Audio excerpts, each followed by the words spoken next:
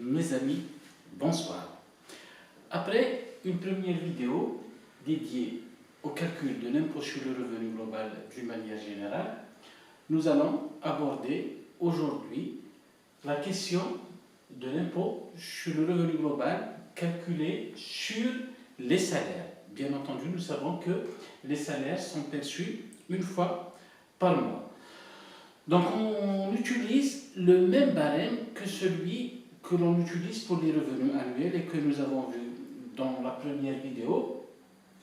La seule différence qu'il y a entre les deux approches, c'est que nous allons voir ici, il y a des abattements. Sinon, pour la référence légale, nous utilisons le même article 104 que nous avons vu avec la première vidéo et le barème du CID, bien entendu, c'est-à-dire du Code des impôts directs. Cet article est en vigueur depuis la loi de finances pour 2008.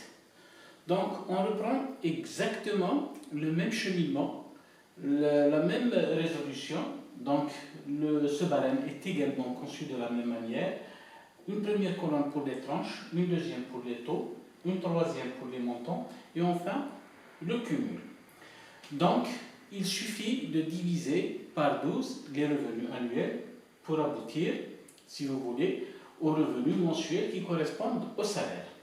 Suivant cette même logique, de 0 à 10 000, nous avons un taux nul, donc un montant nul, et un cumul également nul. Pour les salaires bruts imposables, on dit bien imposable, c'est-à-dire c'est le salaire de poste auquel on rajoute les indemnités et les primes d'une manière générale qui sont imposables mais non cotisables, c'est-à-dire entre guillemets soumises à la sécurité sociale. On va trouver la base imposable qui correspondra bien entendu à ces salaires, à ces revenus imposables. Donc pour 10 000 à 30 000, nous avons 20%. 20% qui correspond à 4 000, c'est-à-dire selon la même démarche, nous avons dit, il suffit de déduire 10 000 de 30 000 pour retrouver 20 000. 20 000 fois 20%, nous avons 4 000 et le cumul est de 4 000 parce que le cumul précédent est bien entendu nul. Pour maintenant les salaires qui vont de 30 000 jusqu'à 120 000. En réalité, ce n'est pas de 30 000 mais de 30 010 parce que les tranches des salaires varient par fraction de 10 dinars. D'accord ? Pour les dinars, il faut les négliger.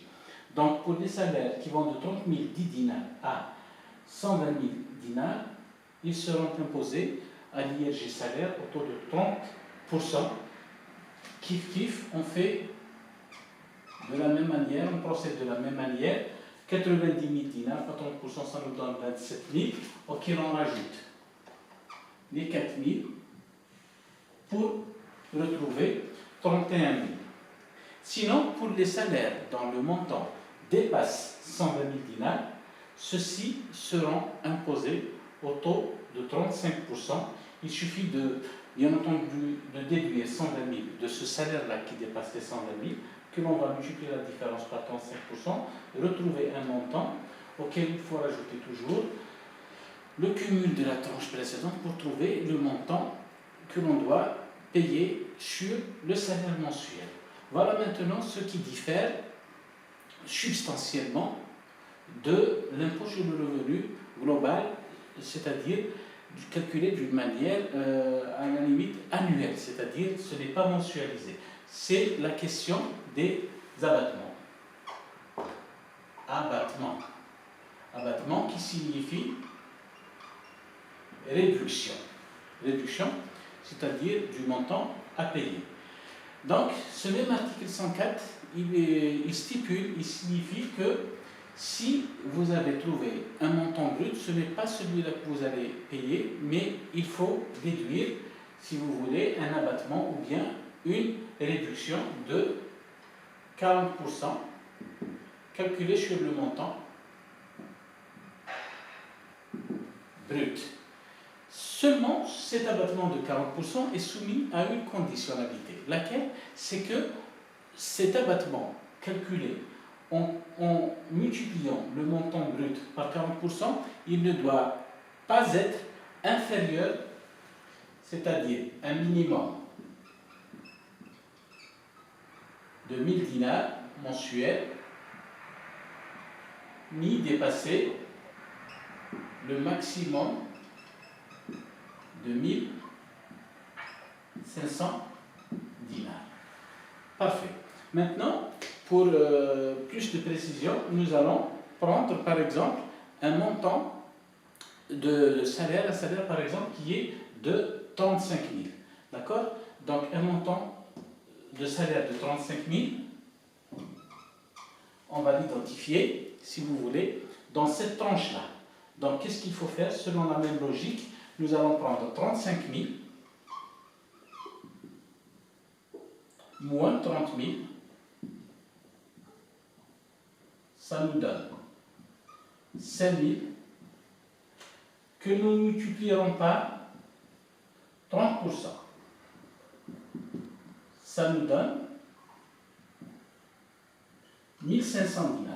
Il faut toujours rajouter le cumul de la tranche précédente et qui est de 4000 pour retrouver 5500.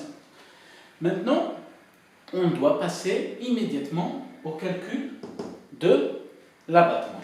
Abattement, nous avons dit 40%. 5500 fois 40%, on doit retrouver 2200. Est-ce que nous allons retenir cet abattement de 2200? Bien entendu non, parce que nous avons dit qu'il dépasse le maximum de 1500 dinars. Donc on ne peut retenir qu'un abattement de 1500 dinars. Abattement supérieur à 1500, on retient 1500. Donc il ne peut dépasser ce montant de 1500. Au final, quel est le montant de l'IRG que je dois payer? Il suffit de prendre le montant brut moins le montant de l'abattement tel que nous l'avons calculé. Donc on retrouvera IRG à payer, c'est toujours 5500, c'est-à-dire le montant brut, moins montant de l'abattement, ce qui nous donnera 4000 dinars, montant qu'il est aisé de vérifier en consultant la grille des salaires et de l'IRG correspondants. Donc, voilà à peu près l'essentiel du mode de calcul de l'IRG salaire. Nous nous en tenons uniquement au calcul arithmétique, c'est-à-dire algébrique. Sinon, beaucoup d'autres considérations et le temps nécessaire alloué à cette vidéo ne permet pas de s'étendre plus que cela. Sinon, j'espère que nous aurons l'occasion et le temps de revenir à l'avenir sur ces considérations. J'espère que le message est passé. Je vous remercie de votre écoute et à très bientôt.